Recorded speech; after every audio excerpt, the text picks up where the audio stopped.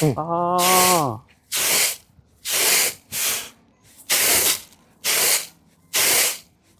ฮากะสิเห็นผู้ชายพัดเข่าพี่น้องอยู่ทางนี้เนาะ เฮ็ดตามไปตามเกิดดูเอ้ย อื มากต้นนี่เฮ็ดนั่นแหละ บ่เฮ็ดก็บ่ได้กินเนาะ บ่ได้เฮ็ดบ่ได้กินใครเฮ็ดให้เฮา อ่า เฮาต้องเฮ็ดเอง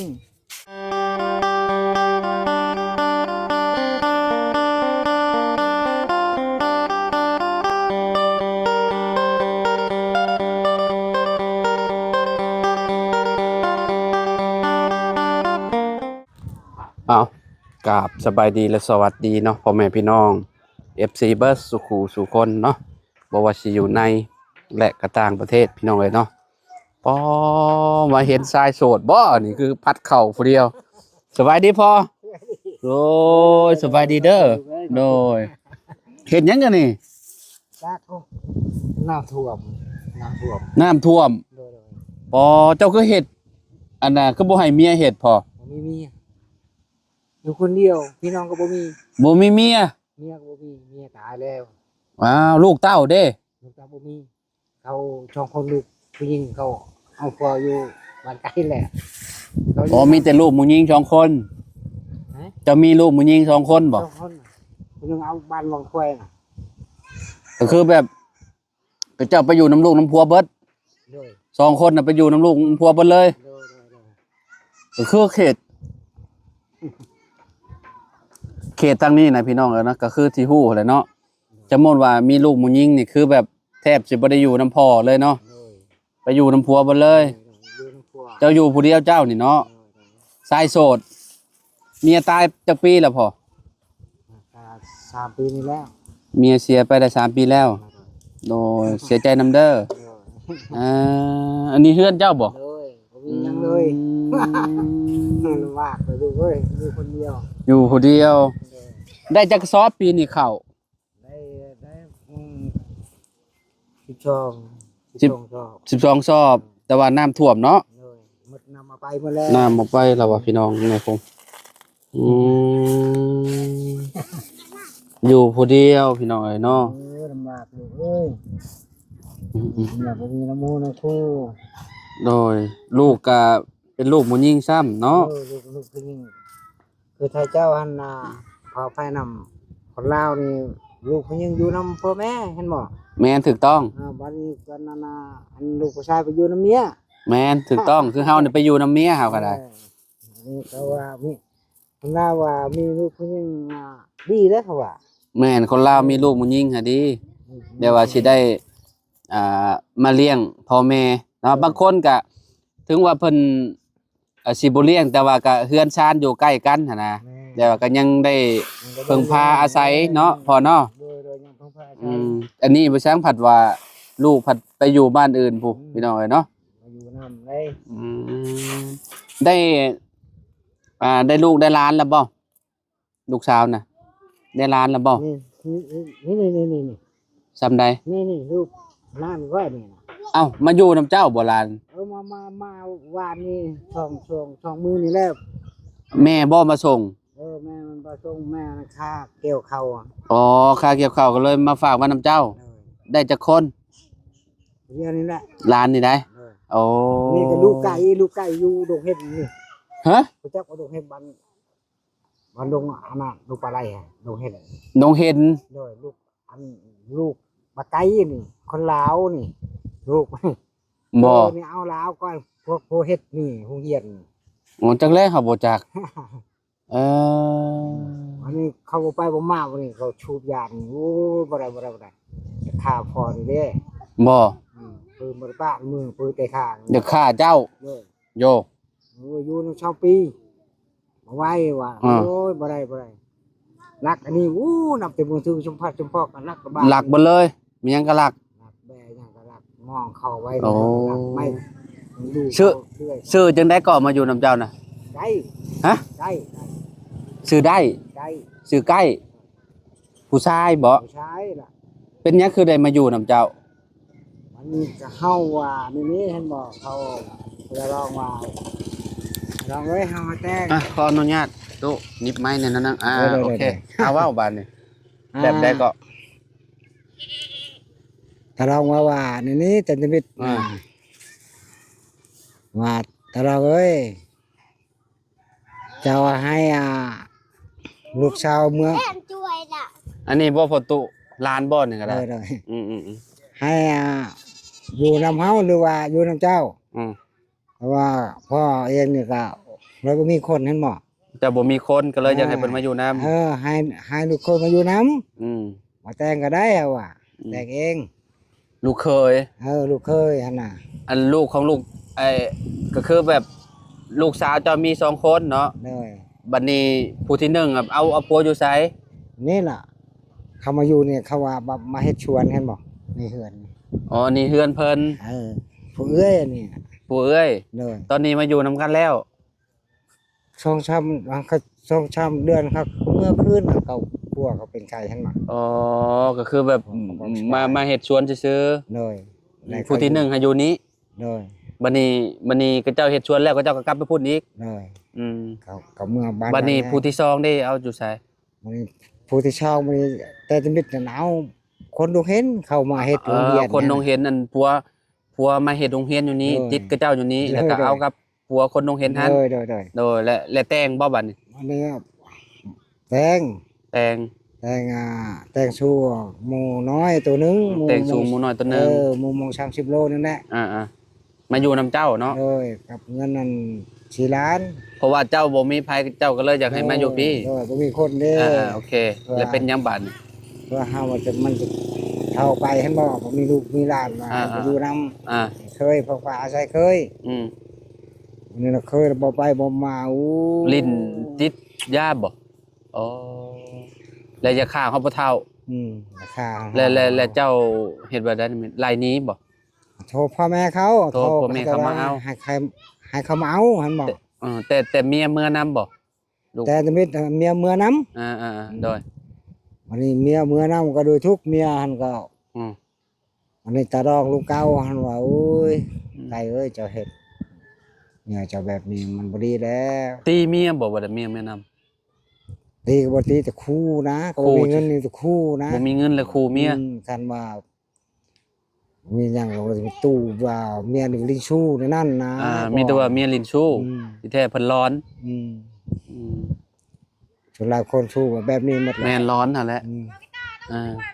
อันนี้นะ บัดนี้เป็นแนวใดบัดนี้พอ เนี่ยเฮา ได้ปะกันบ่ ในป่ากันบัดนี้เฮาเข้าคริสต์มาสนี่เฮาเข้ามาสการอยู่โบสถ์เฮานี่ อ่า นี่เพิ่นก็เฮ็ดกินบอนนี่ลุมหายบ่เกินจักได้ว่าเพิ่นนะว่าโอ้ยพ่อเอ้ยไปนี่ได้เฮ็ดจังไดมันอยากตีข้าวนี่ อืม เรื่องเวลายังให้สิผิดนำว่ากันก่อนลูกเอ้ยว่า อ่า ว่าเพิ่นดังแล้วเพิ่นบอกว่าว้าว อ่า เอาว่าเขาจะอยู่ดีลูกเอ้ยว่าเขาบ่อยากดูจะอยากมากับเมื่ออย่าหาเฮ็ดให้เรื่องนั้นพอคนทุกข์คนจนว่า อ่า พอได้รู้เรื่องราวหยังว่า อืม ทุกข์เลยก็อยากหักลูกอยากหักเมียเป็นเฮือบเป็นชานก็ อืม บางมุมบางคนแน่เฮาก็อายเขาอายบ้านอายเมือง อืม เห็นบ่เอาไม่ใช่แบบนี้นะโอ้มาบ่ดี อ่าบ่ได้เพิ่นให้บ่บัดนี้ เพิ่นหาแล้วบ่เพิ่นเอาปุ๊บเอากระชานเพราะแม่ครับเพิ่นพากเอาชานแล้วก็เอาคืนเมื่อไปขายหันข้างหนทาง อ่า มื้อนี้ก็เมื่อเท่านี้เลย5 ปีนี่แหละ 5 ปีแล้ว เมียนี่ก็อยู่พุ่น เมียเนี่ยเอาผัวแล้ว เอาเปลี่ยนใหม่แล้ว ตอนนี้มีครอบครัวใหม่แล้ว เราไปเอาบ้านใดบัดนี้ บ้านบางควายนี่ เอาอยู่บ้านบางครัวบัดนี้เป็นจังได๋ลูกเคยคนนี้ ทางแบงนาบอดโอ้ดีอยู่เด้ อ๋อ คนนั้น อ่า คนเด็กน้อยแต่ว่าเด็ก ลูก น้อย เคย เสมอ ลูกเคยคนแรกนี่บ่ปานใดเนาะ อืม แบบว่า ลูกเคยแต่นั้นโอ้ยมันเป็นอายรุ่นเกือบจะรุ่นเฮานั่นแหละ ฮะ เกือบจะรุ่นค่อยนั่นแหละ เกือบรุ่นเจ้าผู้เกือบ คือพัวมัน เอา จะ พวกรุ่นเท่า อือ อ๋อ รุ่นพ่อนะผมวันนี้ เกือบรุ่นเจ้าเนาะเออเพราะว่าเพิ่นมาเฮ็ดอันนี้เนาะติดแล้วก็อันเอากับลูกเจ้าเนาะอายุหลายแล้วนี่เนาะคนอายุหลายแล้วเนาะ 50ปลายปีแล้วกว่ามันจัก เจ้าเท่าใดซะพอ 67 ปีแล้ว 67บ่ เด้อ ห้วยคือยังหนุ่มอยู่67บ่ได้เฒ่าปานใดเด้ชื่อหยังเจ้าน่ะ คำแดง พอคำแดงหนุ่มอยู่เนาะจ้ะเนาะพ่อเนาะ โดยนมปาน แข็ง แล้ แรง ว เนี่ยเนาะ เฮาเกิดที่ปี1900มัน64ปี1964เกิด โอ้ยังหนุ่มอยู่ บ้านเก่าพุ่น ฮะ ยังอยู่แต่บ้านเก่าเฮายังบ่ทันมาสงครามเวียดนามยังบ่ทันน้อยได้มา หมอเจ้าทันบ่สงคราม ทันแล้วเฮา ทัน เกิด เนาะ กองร้อนเกิดทหารนะ อ๋อเจ้าทัน เป็นทหา เนาะ รบ้านเด้อ อ๋อโด ส ย ง โดย ครามปี1971ให้หมอไว้68 เจ้าทันเนาะ แต่ปี68ถึง71วันนี้สำเร็จ พี่น้องเอ้ยเนาะ โอ้เก่งเจ้าพี่น้องเอ้ยเนาะเฮ็ดกินผู้เดียวพี่น้องเอ้ยเนาะ เดียวแล้ว เห็นเราอันนั้นพี่น้องพาก็คือแบบเรายีเข่าอยู่พี่น้องเห็น ก็เลยว่าเอ้าเราบ่มีเมียบ่ว่าเราคือมีเข่าผู้เดียวอยู่พี่น้องเอ้ย ยากจนมาก ตากเมียนเนาะพ่อเนาะ เลย ตากเมียนแล้วก็อันนั้นพี่น้องเอ้ยเนาะแล้วก็หายชักกระสอบเนาะเฮ็ดคุมื้อบ่พอตากแล้วบ่หรือว่า หักกับมือนี้ตาก อ๋อมื้อแรกเนาะนี่เนาะ เลย พี่น้องเอ้ย แต่ว่าอยากไปเก็บอีกแต่ว่าลานมันแอบไปบ่ได้ อยู่ก่อนมื้ออีก อ่า มื้อวันเช้ามื้อไปวันอาทิตย์มาอยู่พัก คนบ่มีเมียพี่น้องเราก็ได้ เมียเราเสียก็คือพ่อไม้เนาะ เลย ลูกเต้ากับบ่อยู่นำคือว่าแหละหมู่ยิงพี่น้องแล้วก็เจ้าก็เอาไปอยู่น้ำคอกน้ำครัวกับเจ้าเนาะเฮ็ดจังไดเนาะชีวิตเนาะพ่อเนาะก็ต้องสู้ต่อไปเนาะพ่อเนาะ เลย เอ่อ เป็นได้วาสนาของเฮา จะไปฮูดก็ไปฮูดผู้เดียวเขาเนาะ เลย จังมื้อใช้เวลา มัน15-16มื้อ 15-16มื้อ เลย โอ้ประมาณครึ่งเดือนเนาะ เลย เกือบเดือนพี่น้องเอ้ย เดื เนาะ อนแล้ว ไกลบ่หมอนไปฮูด นี่ภาคนี่ภาคห้วยนี่บ่ได้ไกลมอง ที่ตัวเองเหรอว่า เฮ้ย เป็นที่ดินตัวเองเหรอว่า เลย อืม เฮาเอง บ่ได้ปลูกข้าวปลูกน้ำเนาะ ได้ปลูกข้าวปลูกน้ำ พี่น้องเอ้ยเนาะ เลย รู้จักกันบ่กับน้องหัว เนี่ย โดย กับพี่น้องกันล่ะ พี่น้องกันบ่กับน้องหัว อันพ่อมันนี่กับค่อยนี่มันเฮือนหลังนำกันล่ะเฮือนหลังสมมุติว่าเฮือนไม่ย่างเฮากกหักว่าแล้วเอิ้นเอาภาษา อ๋อก็คือแบบเป็นลูกพี่ลูกน้อง แม่นบ่ พ่อมันกับค่อยนี่พุ่นเลยเฮือนโนเฮาเฮือนหลังเฮาอยู่พุ่นเลยอยู่กลางๆพุ่นพอมันว่ากระต้นน่ะชื่อกระต้น โดยเป็นญาติกันเนาะ เลย พี่น้องเอ้ย เรา เนาะ ไปเลยเป็นอย่างนั้น นี่ก็ เนาะ พี่น้อง พ่อคำแดงชื่อแล้วพี่น้องเอ้ย คำแดงพอดพอเตอร์ อืมลูกชื่อจังไดก็ เตอร์ ชื่อเตอร์บ่ เลย อืม ลูกผู้ที่หนึ่งนี่เตอร์ผู้ พอ ที่ เต ส อร์ องนั่นนาเกอร์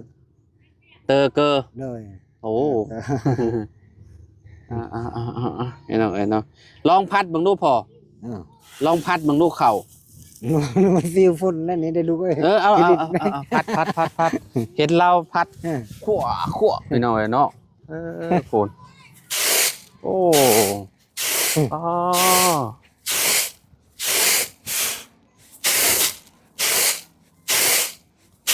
ก็สิเห็นผู้ชายพัดเข่าพี่น้องอยู่ทางนี่เนาะ ให้ตามไปตามเกิดลูกเอ้ยมากจนนี่ให้มันเลย บ่เฮ็ดก็บ่ได้กินเนาะ บ่ได้ให้บ่ได้กินใครเฮ็ดให้เฮาเฮาต้องเอ็ดเอง นี่แหละคนแรกเลยพี่น้องที่เฮามาแล้วเห็นเราพัดผู้ชายพี่น้องเอ้ยเนาะแต่เก่ามีแต่ผู้หญิง แม่น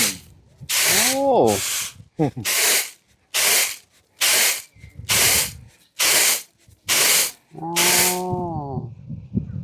เนี่ยมีเลยเนาะเรียบร้อยพี่น้องเอ้ยเนาะอันนี้เขาตึงได้นี่ เขาตึง เนาะอันนี้มันรีบ รีบ แล้วก็เราก็เอามาว่าอยู่นี่เลยนี่ตาก ตากเอาแห้ง ตากแห้งพี่น้องเอ้ยเนาะแล้วนี่เท่าได้สะพอกระสอบหนึ่งบ่อนนี่นะ บ่ฮอด บ่ฮอดเนาะ เลย ครึ่งหนึงเนาะ ถึงนึง หาก็เริ่มเฮ็ดมื้อแรกนี่เราอะ เด้อ เนาะมาแต่ละเทื่อก็บ่ค่อยเห็นเราหรอกพี่น้องเอ้ยเนาะ บ่เราบ่ค่อยอยู่เนาะเพราะว่าเราไปหูดข้าว พออยู่ เอ พออยู่บ่เช่าไปตลอด โดยต้องยี่ให้มันออกก่อนเนาะขี้นะมันเนาะ นี่ฮะมันออกตัวนี้ เพื่อนเราก็หลังนี่เนาะฝั่งตรงข้ามฝั่งนั่นก็เป็นเพื่อนน้องหัวเพิ่นพี่น้องเอ้ยเนาะพูดเนาะอ่าเพื่อนจะปลุกแต่โดนแล้วบ่ซะเพื่อน โด เจ้าย แต่โดนแล้ว ตั้งแต่อยู่กับเมียพุ่น โดยแต่ช่องพันเอ็ด เพื่อนหลังนี้ได้ โดย เอ อยู่ช่องพันเอ็ด โดยพี่น้องเอ้ยเนาะ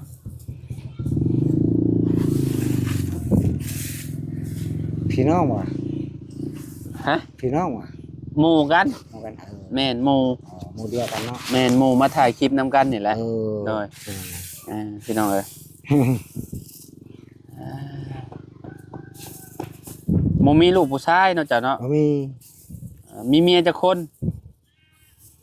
เมีย แม่นเมียเจ้า คนเดียวนี่แหละพอเราตายนั่น โอ้คิดว่าเจ้าเคยมีครอบครัวแบบมี 2-3 คนจ้ะดอกมีผู้เดียวนี่เนาะ มีผู้เดียวผู้ตายนั่น อ๋อ เอา95 อืม บอก95ก็ลด95 อืม94แม่นแหละ 94 95เอาตอน1995เลย เนาะ ปี1995 ลูกจักปีแหละจ้ะลูกเจ้าแต่ละคน ลูกเนี่ยลูกนี่มันลูกลูกเมียตอนนั้นลูกข่อยตกผู้ที่ชอบ แสดงว่าเมียเจ้าเป็นแม่ห้าง แล้วก็มีลูกติดผู้หนึง โดย เจ้าน่ะมีลูกกำลังกับเรา1 คน โดย ก็คือนาง นักเกอร์ นางเกอร์เนาะโอ้ คิดว่า ลูกเมีย โดแสดงว่ามีผู้เดียวหั่นเนาะ โดย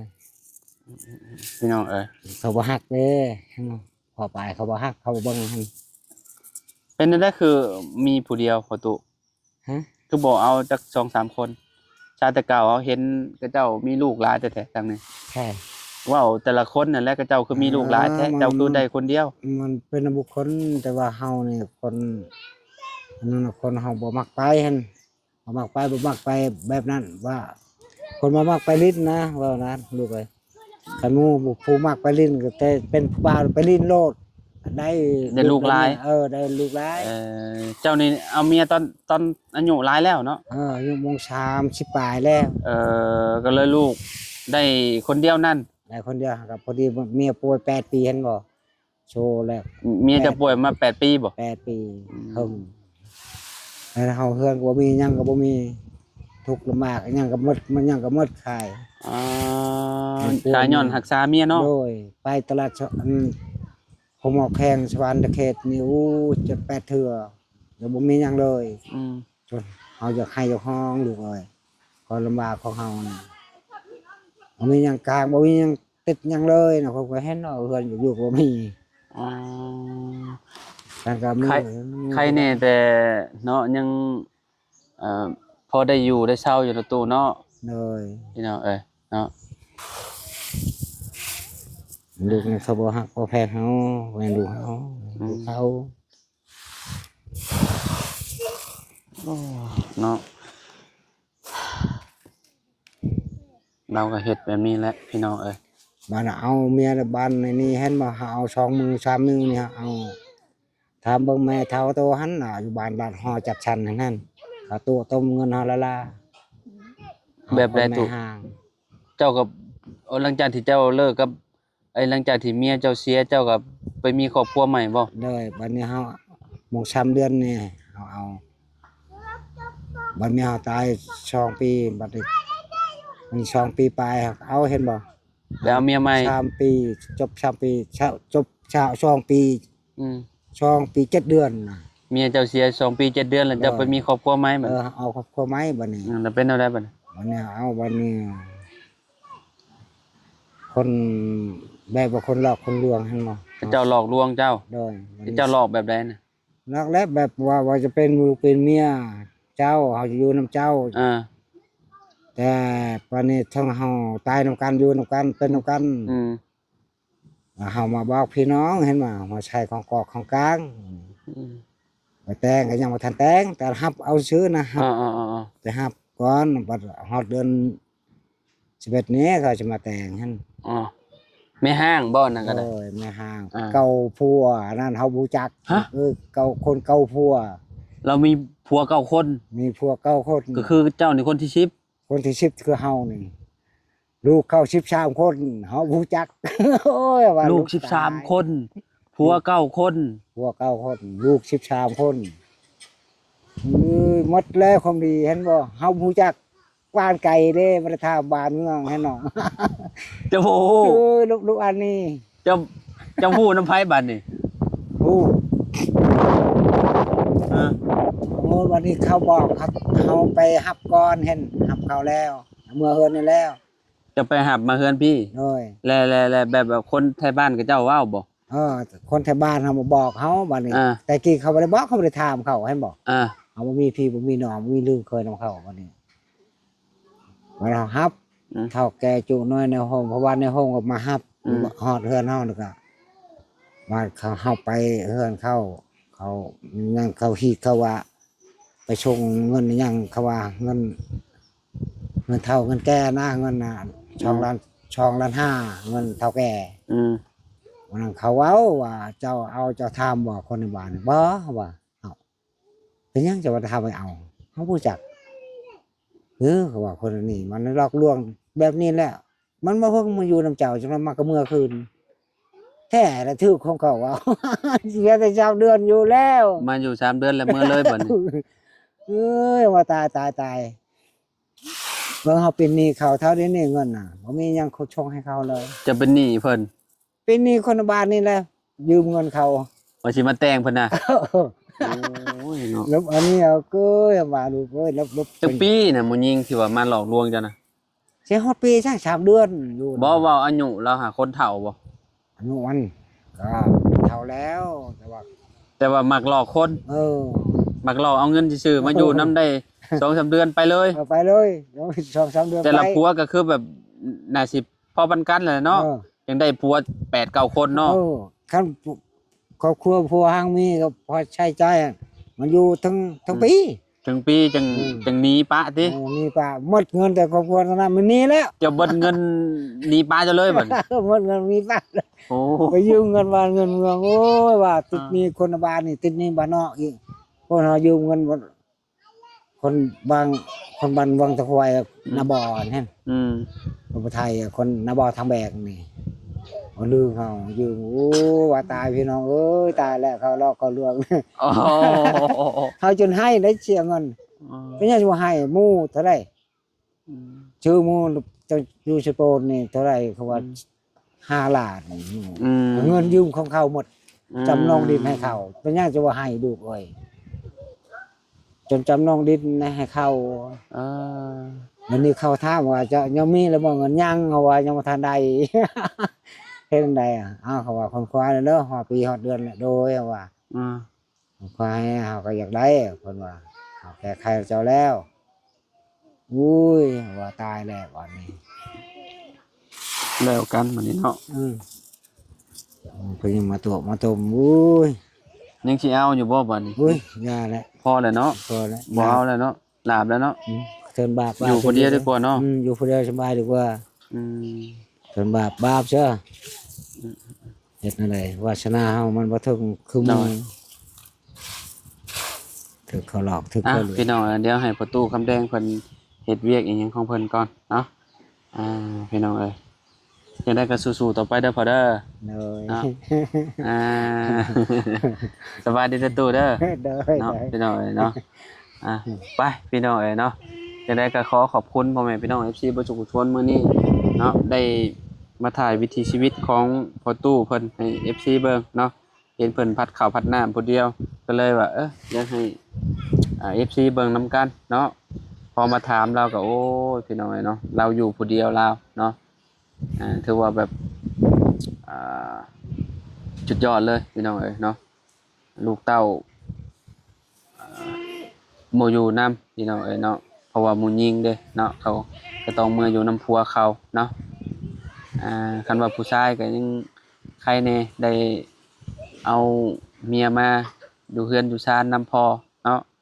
อันนี้หมู่ยิงเนาะพ่อเนาะมันก็เลยได้ไปอยู่นำผัวเนาะ โดย ไปพ่อตู้สบายดีเด้อตู้เด้อ ขอบคุณ โดยเนาะพี่น้องเอ้ย